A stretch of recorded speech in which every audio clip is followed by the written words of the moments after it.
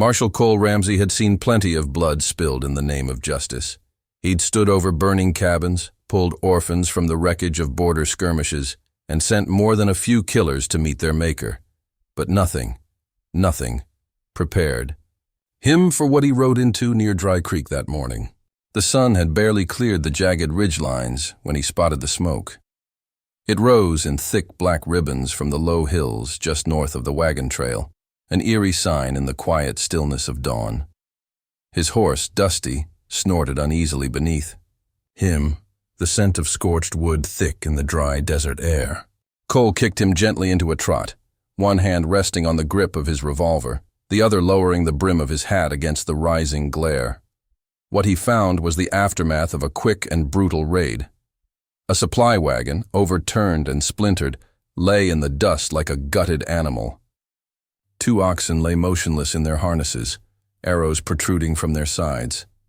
Nearby, a man in a merchant's vest had fallen face first into the sand, blood pooled beneath him, already drying in the heat. Cole dismounted slowly, eyes scanning the scene. No movement, no sound, save for the low crackle of fire still licking at the wagon wheels. He crouched beside the man, checked his pulse, not that he expected to find one. Then he turned toward a patch of mesquite trees just off the road. Something had caught his eye, a flutter of fabric where it shouldn't have been. And there she was, a girl, no older than 16, crumpled beneath the largest tree. Her long black hair was tangled with dirt and sagebrush. She wore traditional Apache garments, beaded leather, feathers woven into her sash, and painted markings on her cheeks. Her chest rose and fell slowly. Unconscious, but alive. Cole's jaw clenched. He didn't need a jury to tell him what this looked like. Scout, left behind to watch the road. Maybe part of the same group that hit the wagon. Maybe bait for another ambush. He couldn't be sure. And that uncertainty was dangerous in these parts. Dangerous for him, and dangerous for the people back in Dry Creek, just 10 miles south. With practiced ease, he unbuckled his rope from the saddle, crossed to the girl, and tied her ankles tightly together. He tossed the line over a low-hanging branch and hoisted her up, hanging her upside down by her feet, her arms dangling, her long hair sweeping the dust below. Standard intimidation. Not cruelty, he told himself. She hadn't been harmed, yet. But the village had seen too much blood to risk another raid. If she was part of it, they'd know soon enough. And if she wasn't, well, Cole had learned long ago that the line between guilt and innocence often disappeared out here in the dust.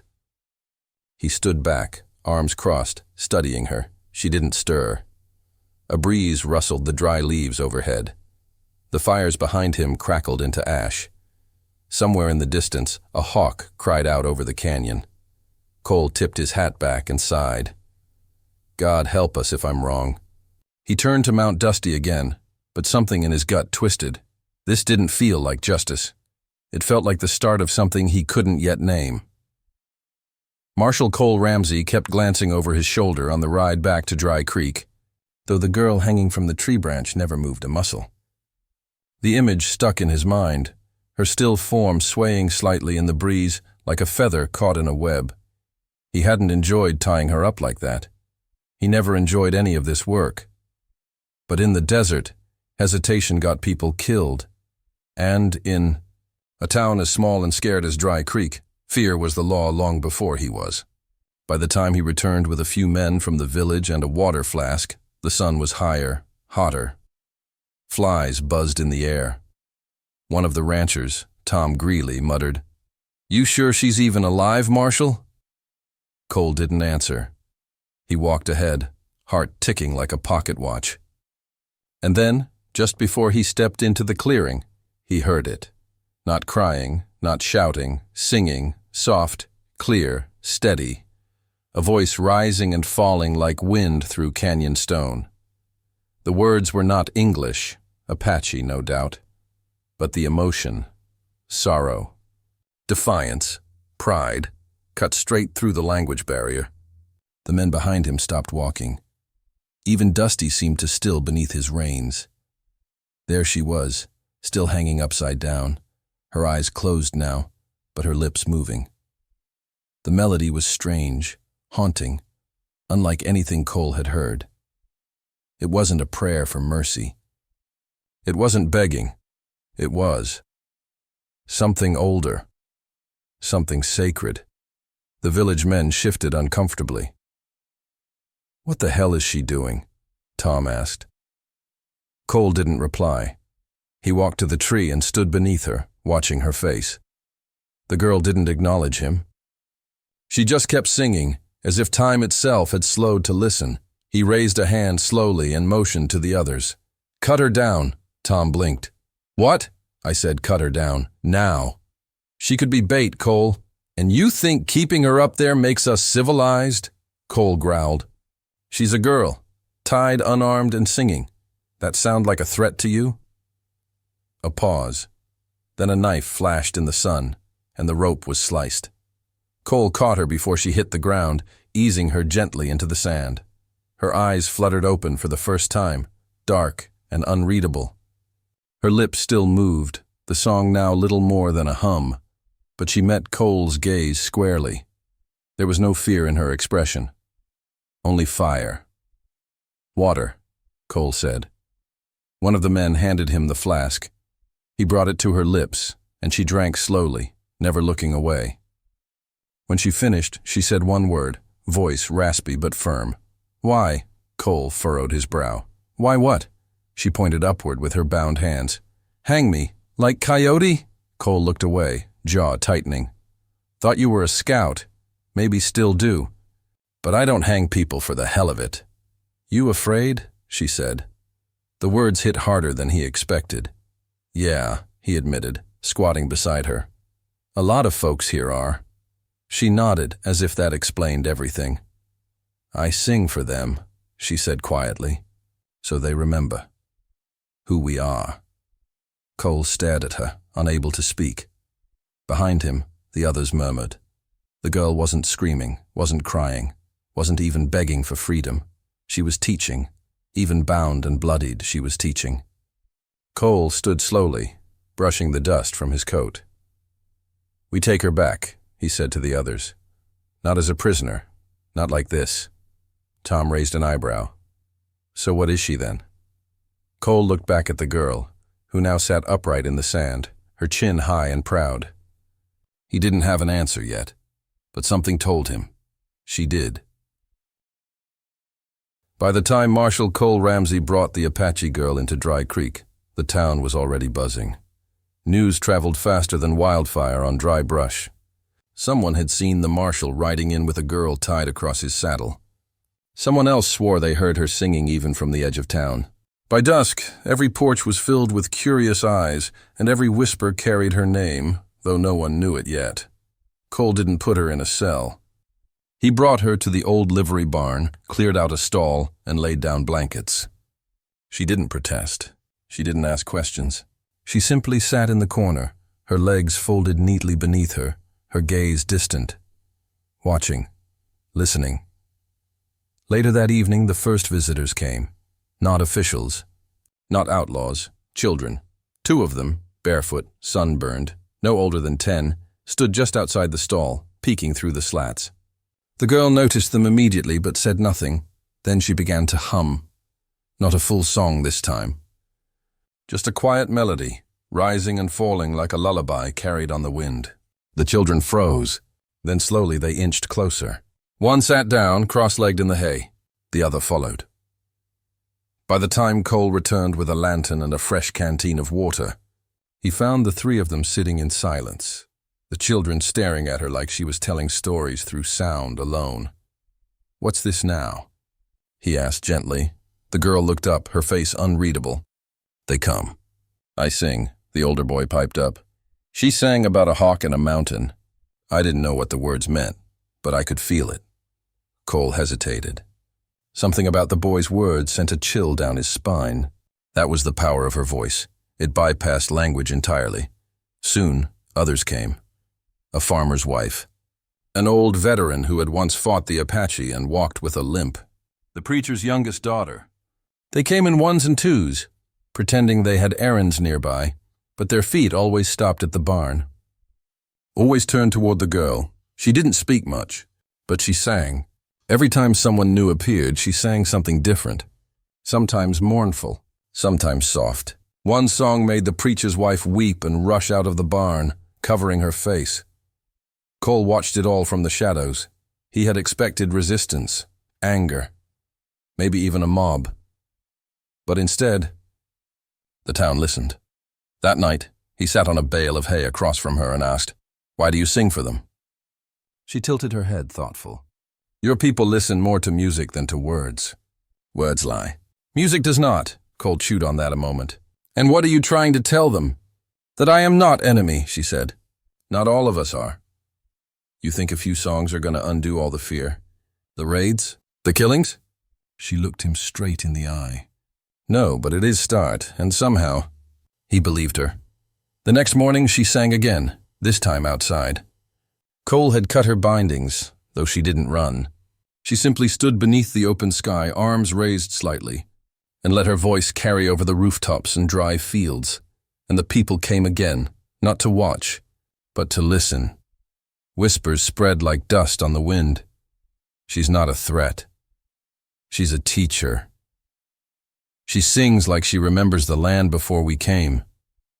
For the first time since the wars began, Dry Creek was quiet, not with fear but with awe. And Cole Ramsey, the lawman who once believed all Apaches were the same, began to wonder if the girl he'd accidentally captured was about to change the entire town. Not with guns, not with words, but with song. Marshal Cole Ramsey couldn't sleep. The barn was quiet. The desert outside quieter still. But the girl's voice lingered in his mind like smoke that wouldn't clear. Every note, every hum, each one seemed to echo with something deeper than memory. It wasn't just music. It was testimony. He sat by the window in his modest shack on the edge of town, watching the moonlight slide across the dusty ground. On the table beside him sat his worn badge, a chipped coffee mug, and a half-finished letter he couldn't bring himself to send, to his brother back east. The words felt hollow now, uncertain. The law was supposed to be clear, but nothing about this girl was. She hadn't tried to escape. She hadn't begged. She didn't even ask why she was brought here. She just watched, listened, and sang, as if she knew something the rest of them didn't. As if her presence here wasn't a punishment, but a purpose. Cole ran a hand through his hair and muttered, "What the hell am I even doing?" He was the law in Dry Creek. That meant protecting the people, maintaining order, making hard calls when no one else would. That's what he'd done when he tied her up. That's what he'd believed. But now, he didn't know anymore. At dawn, he found her sitting just outside the barn, cross-legged on a flat rock, arms resting gently on her knees. The sky was stained pink and orange, the sun still hiding behind the distant ridge. She was humming softly to herself, another song he didn't recognize, yet somehow felt familiar. He approached quietly. She didn't look at him, but she spoke. "You cannot sleep." He stopped short. "How'd you know that?" She shrugged. "Your face looks tired. And you walk heavy." Cole smirked faintly. "You always this observant?"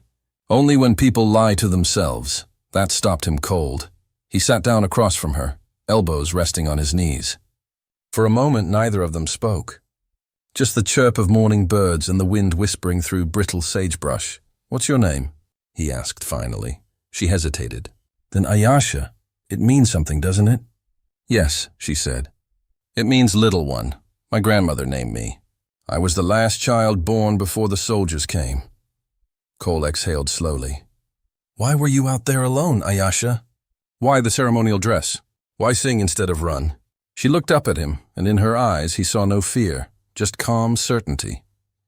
"My people sent me to return the ashes of our dead. Our village was burned last winter by men in blue coats. We fled into the canyons. When it was safe, I was chosen to carry what remained, back to the earth."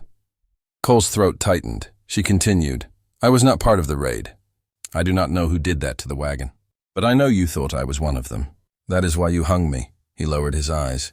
"I made a call I thought would protect this town." "Yes," she said. "But fear made the call, not you." The words hit like a hammer. Not angry, not accusatory, just true. He looked back up at her. "You've got a fire in you," she smiled faintly. "It is not fire.